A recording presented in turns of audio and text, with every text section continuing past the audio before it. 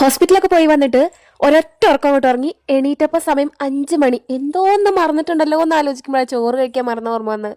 അങ്ങനെ വേഗം പോയി ചോറൊക്കെ എടുത്തിട്ട് വന്നിട്ട് കഴിച്ചു. കുറച്ച് ദിവസമായിട്ട് പനി ആയതുകൊണ്ട് തന്നെ നല്ല രീതിയിൽ ഭക്ഷണം ഞാൻ ഇന്നാണ് കഴിച്ചത്. അതിനു മുന്നേ വല്ലപ്പോഴും ഒരു നേരം കഴിച്ചു.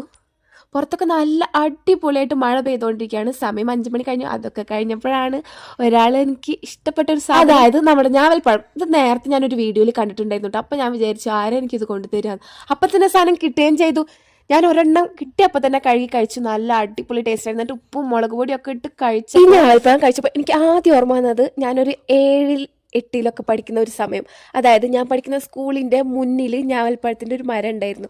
മുന്നിൽ എന്ന് പറഞ്ഞാൽ കുറച്ച് സൈഡിലായിട്ട്. സ്കൂളിലേക്ക് പോകുമ്പോഴും വരുമ്പോഴും ഇത് പെറുക്കലാണ് പരിപാടി.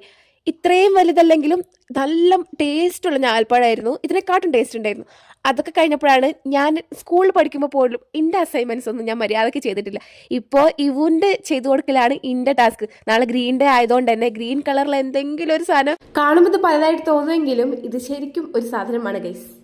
എല്ലാവരും ഊഹിച്ച് കണ്ടുപിടിച്ചപ്പോൾ ബൈ.